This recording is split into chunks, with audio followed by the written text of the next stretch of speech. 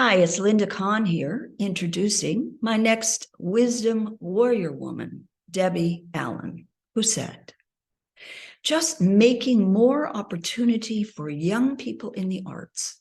That's my purpose in life. That's greater than almost anything else I do. I'd like to be remembered as someone who gave her all, someone who gave 150% all the way to her family, to her community, and to the young people in the world. As we explore more about dancer, choreographer, singer, songwriter, director, producer, visionary, multi-award winner, Debbie Allen, you'll see how she is an excellent example for this series of inspiring wisdom warrior women. And with this series, I'm showcasing women who embody the fullness of both their masculine and feminine sides.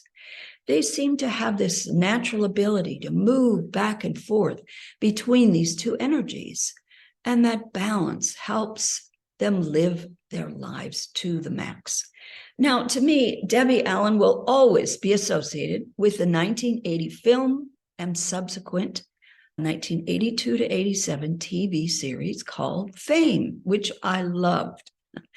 And so I was curious to see the Netflix documentary called Dance Dreams, the Hot Chocolate Nutcracker from 2020.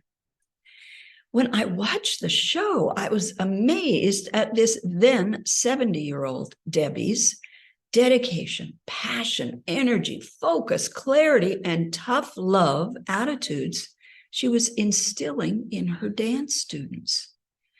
And it was only after I watched it that I looked up more about her. Now, living outside of America for many years keeps me unaware of a lot of the entertainment world. It's sort of in the background there somewhere. And I discovered so much about this remarkable woman. The list of Debbie Allen's accomplishments is wide and long. To briefly summarize, she's the winner of 17 major awards and honors in the American entertainment industry, including Primetime Emmy Awards, the Golden Globe, and NAACP Image Awards. She's a 2020 Kennedy Center honoree, as well as a 2021 winner of the Emmys Governors Awards for her unprecedented achievements in television and her commitment to inspire and engage marginalized youth through dance, theater arts, and mentorship. In 2022, she was inducted into the Television Academy Hall of Fame. Debbie was a choreographer for the Oscars 10 times and has a star on the famous Hollywood Walk of Fame. She's produced, acted in, and or directed, sometimes all three at once, in hundreds of films, television episodes, and longtime series, such as Grey's Anatomy. She just lives her life fully, out loud, inspiring and leading others to their own greatness. A creative visionary, where there were plenty of times she could have fallen into that victim role. Debbie Allen grew up in racially segregated Houston, Texas in the 1950s and 60s, the times of whites-only drinking fountains and colored bathrooms. She knew she wanted to dance, and she was 3 years old. There was a great dance school in town, but she was not allowed to go there because she was Black. Her mother tells a story that when Debbie was 8, she said, "Mom, I'm trying to be a dancer. How am I going to get that if I don't have lessons? I need lessons, Mom, real lessons."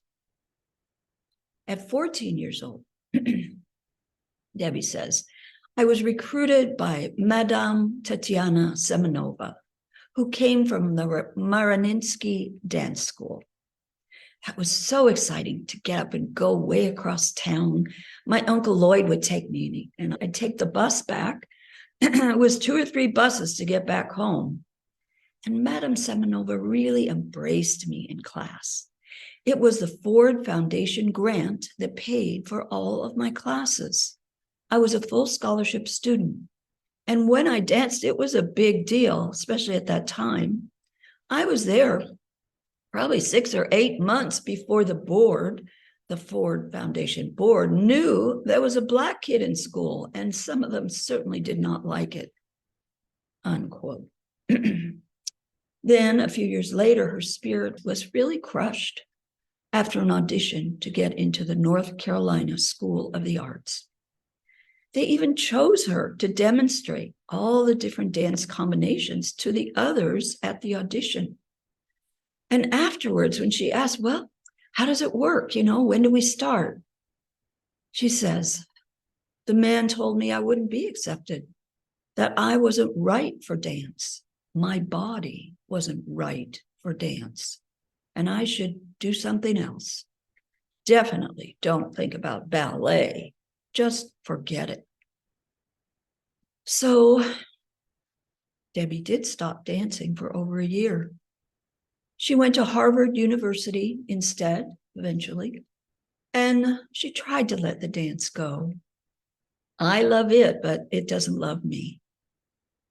Then she says, I met Martha Graham and Meredith Monk and Twyla Tharp and Alvin Ailey. It was a new wave of dancers who were breaking that traditional mold, doing something new and exciting. When I saw Alvin Ailey, was everything for me. And I was like, put those toe shoes somewhere else. I want to dance about feelings. So this Dance Dreams documentary follows Debbie and her teachers at Dada, as it's known, the Debbie Allen Dance Academy, which she started in Los Angeles in 2001. From the first auditions in September, they're just starting out in September, to the opening night in December, a few short months away, of the Hot Chocolate Nutcracker.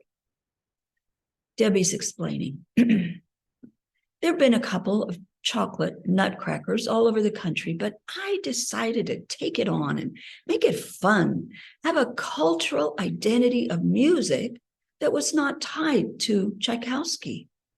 So the Hot Chocolate Nutcracker takes us on a journey to real and imagined lands, all done with different styles of dance and music, unquote. It's a massive undertaking. The show was amazing. 200 children from 4 to 18 years old, plus a few adults, complete with 2 or 3 costume changes for each person in the show. And yes, many of the kids are returning dancers, but many are new to the school as well. With so many different dances in the overall production, you had Candyland, Rainforest, Fairyland, Toyland, Bollywood, China, Birdland, the Egyptian and flamenco dances. Well, so the kids can play several parts and grow in skill levels over the years. Jazz, hip hop, tap, contemporary, ballet, all this storytelling through songs and dance and fantastic theater production, costume, lights, the full-on deal. That particular year, they put on 8 shows. They sold 11,520 seats and took in $450,000 in ticket sales. Now that money is what supports Dada, the dance school, and 75% of Dada dancers receive scholarships or they would not be able to attend. Debbie was sharing, as a young girl, the Nutcracker was always so important to me. I was in the Flowerland scene. The Sugar Plum Fairy was always my dream. I love the Sugar Plum, that music. As a young child, I wanted to be a black fairy queen flying in the air. I never saw any of that when I was growing up, but I still knew I wanted to be that. Nurturing the dream. So how does a person hold and nurture their dream in the face of life's obstacles and challenges? Like Dolly Parton and Dr. Sylvia Earle, the other warrior women I've talked about so far, we see in Debbie Allen someone who knew all along what she wanted to be in life. And certainly not all of us have that early awareness and drive, but I feel like these women can be inspiring models for you to consider what it takes to shift your life from those feelings of unworthiness and holding back your talents to fully sharing and expressing who you are. So to do that, let's look first at the strong masculine energy that Debbie Allen possesses. One of the keys of the masculine aspect is its sense of individuality.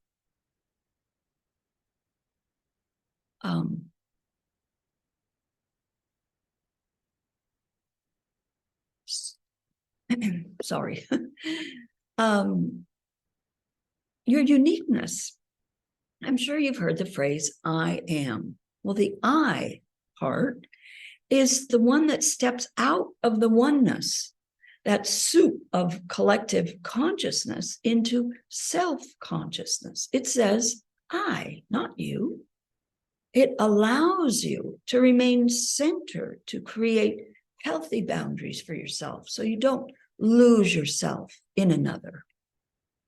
And the am part of that phrase is the female energy. It's the great primal source, pure being. It's unmanifested energy, that all-encompassing oceanic energy. It does not differentiate. So these are two aspects of the one. Both are needed to create anything. First, let's look at self-awareness. Self-awareness is a foundational aspect for our masculine energy. As I mentioned, Debbie knew from a really early age, 3 years old, what she wanted. She had that clarity and self-esteem to say, this is what I want. And she went after it all the way.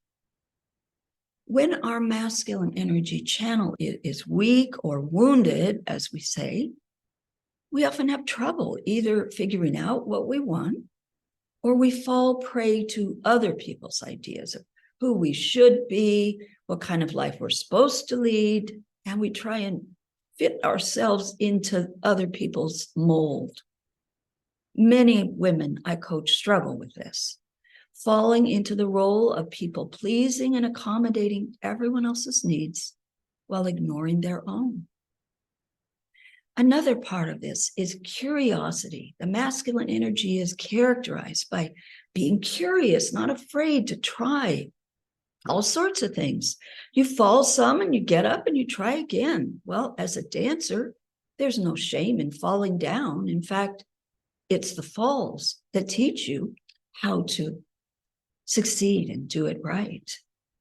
Debbie Allen seems to have an insatiable curiosity, that desire to try her hand at all of her different abilities, acting, dancing, singing, producing, directing, writing, teaching, storytelling, all were hers for the taking. And she went there and developed herself in all of these different areas.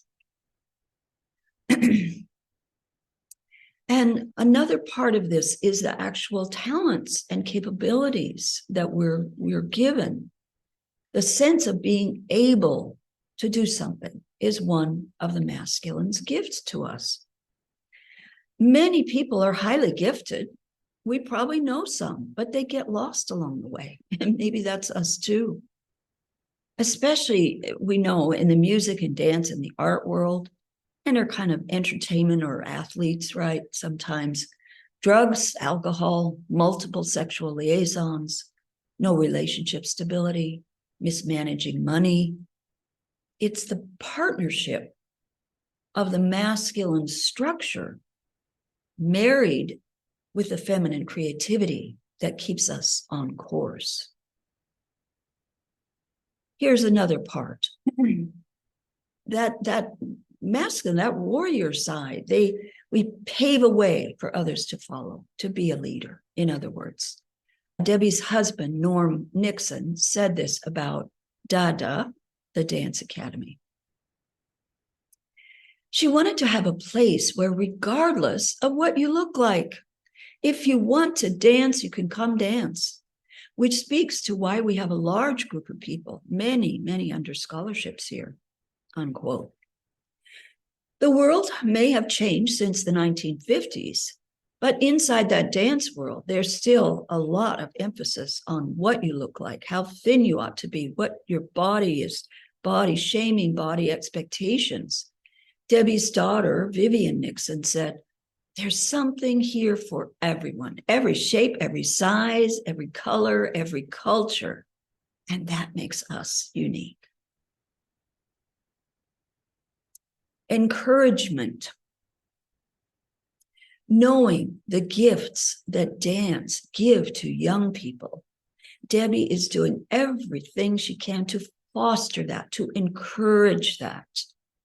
And beyond the dance school itself, when she was inducted into the Television Academy's Hall of Fame, she spoke about the power inherent in the entertainment industry, the power to be messengers, to talk about controversial topics through the stories, the power to inspire and reach millions of people around the world. That just really, she took that to heart for sure. And another aspect, especially what I noticed at the show, was her instilling discipline and strong work ethic through tough love for the students. She taught everyone, even the youngest of those students. I mean, they're 4 years old. She's teaching them the importance of being responsible to themselves. The process that sees every person as capable and intelligent. She's teaching all about integrity and self-mastery. Come on time to class, be prepared, do your warm-ups, don't talk while the teacher is talking. All these things that add up to making a person care about themselves, care about others in the group, and create this big dream all together. Yet it's all done with love. It wasn't, there wasn't bullying. Debbie is saying about, in relation to the show, because it wasn't just dance, but it's character. They're telling a story. The character is as important as the dancing. That's part of being on stage. This part of being a professional is the entire package that I'm trying to help them get in touch with and understand what that is. So those are some of the threads of the masculine energy, what it's doing for us. And when we're not in touch with that, or we have a lot of fears around masculine, through our own experiences, things we know and hear about, toxic masculinity is a phrase, certainly making valid points, but there's another side of that masculine that really is there to uphold us and be the guide. So let's look now at the feminine energy, this other channel that we have that comes through us. And, these are some things that we're quite familiar with, right? This idea of nurturing and nourishing. Debbie, you could just see this deep love she had for these students and other people she worked with in the industry, seeing the greatness in them and wanting to bring that out and creating the ways that she could do that for them. It's quite amazing. Of course, another big part of the feminine is the connecting energy. So the male says, I'm here, I'm distinct from you. And the female is, well, let's connect, let's bring everything together. So that's one of the key feminine roles. In her acceptance speeches for different awards, when I look back through and saw other things about Debbie, she always credits the many, many people who work in all parts of production, and even the start of the movie itself, introducing people, understanding that she's certainly not doing that alone, and that without each of those people really taking on their role seriously and working together, no one could have succeeded. So that connecting role is very, very important. The other side of the other side of the coin from that masculine giving is the feminine receiving. And you could say she was open to receiving all the energy, the support, the opportunities that came to her. This is often difficult for women, especially when we're operating out of our wounded masculine, feminine sides. We put up walls around us. We pretend everything's fine. We shoulder on alone. That's one of those key parts of burnout, is it not? So that ability to receive is so important. And feelings, of course, is a major part of who we are as women.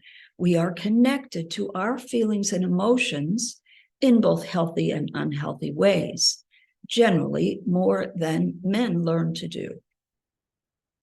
Inspired by that new wave of dancers in the 1960s and 70s, Debbie wanted to dance about feelings.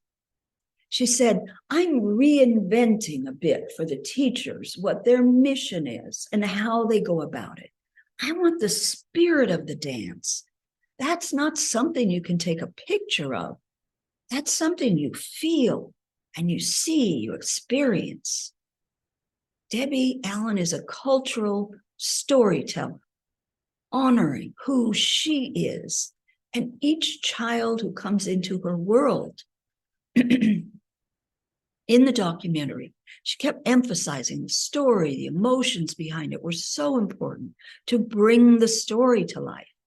Each dancer had to really feel it inside themselves first. Now, the ultimate importance,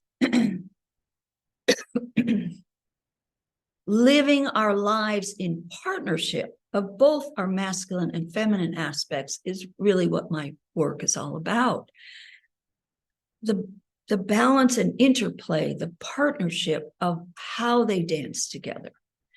And one way to think about being out of balance has to do with how much we think we have to prove ourselves.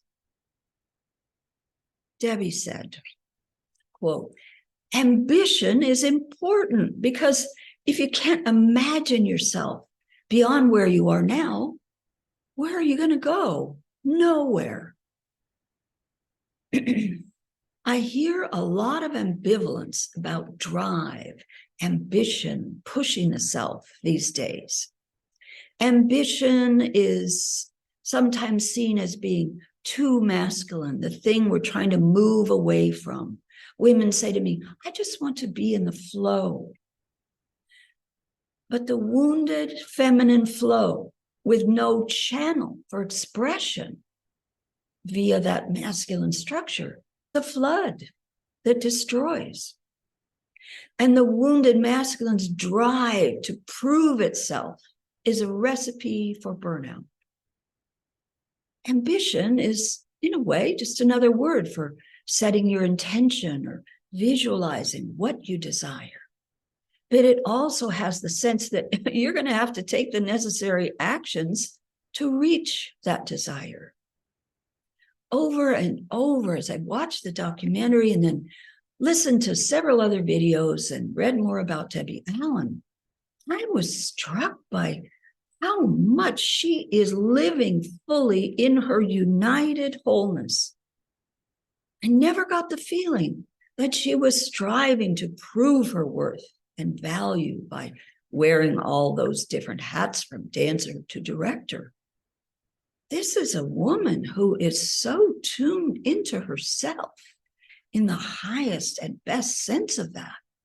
These accomplishments are her way to live the fullest expression of who she is. Just bubbles up from inside, and she's got to let that out. It's the wounded masculine that needs to prove itself. The wholehearted masculine is alive with life.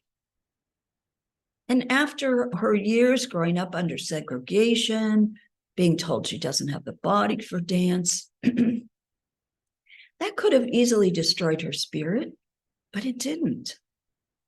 And when we look at someone like Debbie Allen, we see her dancing fully with her own unique self.